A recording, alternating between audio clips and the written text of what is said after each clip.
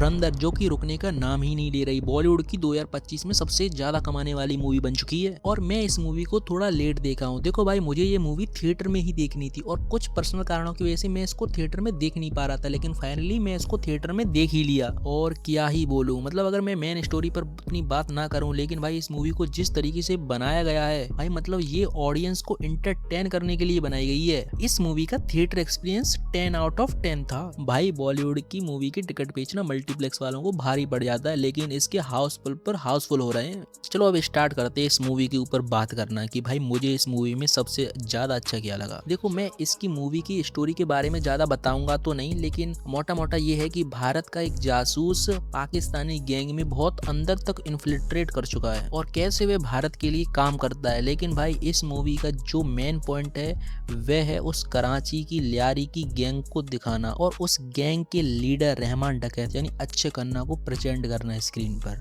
Ranveer Singh most of the time as a side character ही लगा था मुझे। अक्षय खन्ना की स्क्रीन प्रेजेंस इतनी तगड़ी थी कि भाई वही मूवी का मेन बंदा लग रहा था। और ये बात भी सच है कि most of the audience Akshay Khanna की रील्स देखकर इस मूवी को देखने गई थी, क्योंकि थिएटर पर हर उस सीन पर सीटियां बजी हैं जिसमें रहमान डकैत उफ अक्षय खन्ना की एंट्री हुई है। और सबसे यूनिक बात जो इस मूवी को अलग बनाती है वह है इसका बैकग्राउंड म्यूजिक। मतलब मूवी के डायरेक्टर या एडिटर ने मूवी के बीजीएम को इतनी अच्छी तरीके से यूज किया है। मतलब जुम्मीश्वरी, मतलब एक फाइटिंग सीन चल रहा है, उसमें बैकग्राउंड में गाना बज रहा है रंबा हो, वो देखने में इतना औसम लग रहा है भाई, मतलब मजा ही आ गया। और जिस तरीके से इस मूवी में पुराने गानों को ईडीएम मिक्स किया गया है और जो बैकग्राउंड में बजाया गया है, उन सीन्स को देखकर मजा ही आ रहा था देखने में। बाकी अगर आपको ऐसा कहें कि इस मूवी में एक्शन लाजवाब है, तो मैं ऐसा नहीं कहूंगा कि इसमें गाड़ियां उड़ रही हैं, हवाई जहाज उड़ रहे हैं। मतलब ये वाईआरएफ यूनिवर्स से बिल्कुल अलग है। इस मूवी के फाइटिंग सीक्वेंस सभी रियल लगती है, मतलब हीरो भी पिट रहा है, विलन भी पिट रहा है, मतलब हीरो को अमर नहीं दिखाया गया है इस मूवी में। और इस मूवी को देखकर लगता है कि ये एक प्योर रॉ मूवी है, मतलब ना ही इसमें कुछ फिल्टर किया गया है। गाली है तो गाली है, भले ही मेरे थिएटर में बीप कर दी गई थी। और इसी रॉ के चक्कर में इस मूवी में गोर और वायलेंस बढ़ जाता है, क्योंकि जब आप मूवी को रियलिस्टिक रखते हो नहीं ना, तो गोर और वायलेंस ऑटोमेटिकली बढ़ जाता है। बाकी इस पर बहुत से क्रिटिक्स भी हुए कि इसमें इतना गोर और वायलेंस क्यों है, तो भाई वो डायरेक्टर की क्रिएटिव फ्रीडम है।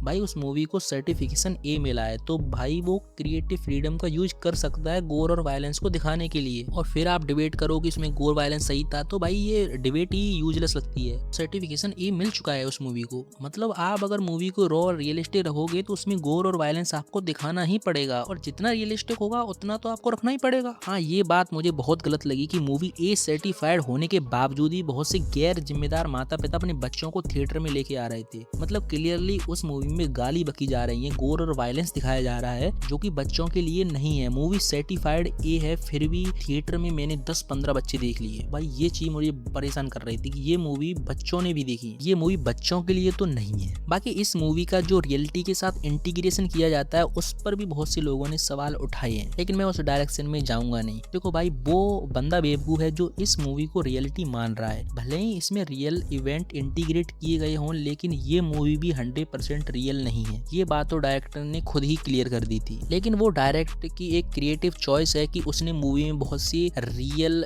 एलिमेंट यूज किए हैं, जैसे 26/11 के अटैक की वीडियोस फुटेज वगैरह। लेकिन ऐसा डायरेक्टर करते हैं, हॉलीवुड में भी ऐसा कई बार हुआ है कि 9/11 अटैक दिखाया जाता है, लेकिन इसका मतलब ये नहीं हो गया है कि वो मूवी भी रियल है। भाई बहुत से डायरेक्टर ऐसा करते हैं, रियलिटी इवेंट्स को मूवी में घुसेड़ देते हैं, और वो इसलिए ऐसा करते हैं जिससे ऑडियंस मूवी से और कनेक्ट कर पाए। और इसी बेस पर मूवी को प्रोपेगेंडा बता देना तो भाई प्योर बेसलेस है। हाँ, आप लेकिन ये कह सकते हो कि ये मूवी थोड़ी सी पॉलिटिकल मोटिवेटेड है, जो कि मूवी होती है। मूवी पर इफेक्ट रहता है करंट गवर्नमेंट का, हर सरकार में ऐसा देखने को मिलता है। और बाकी बंदे इतने मूर्ख नहीं है जो ए सर्टिफाइड मूवी को देखकर इन्फ्लुएंस हो जाते हैं। अगर मूवी देखकर इन्फ्लुएंस होना ही है तो भाई वो मूवी ए सर्टिफाइड नहीं होती, 18 साल से बड़ा बच्चा नहीं होता कि आप मूवी को देखोगे और मूवी आपको इन्फ्लुएंस कर देगी। हाँ, अगर आप इस मूवी को रियलिटी मानकर इससे मोटिवेटेड या इन्फ्लुएंस हो रहे हो तो आप 100% मूर्ख हो। मूवी में ये सच है कि लियारी गैंग वॉर को दिखाया गया है, लेकिन इससे आप ये नहीं कह सकते कि मूवी कम्प्लीटली सच है। मूवी को रियलिटी से इंटीग्रेट किया गया है जिससे ऑडियंस कनेक्ट फील कर सके।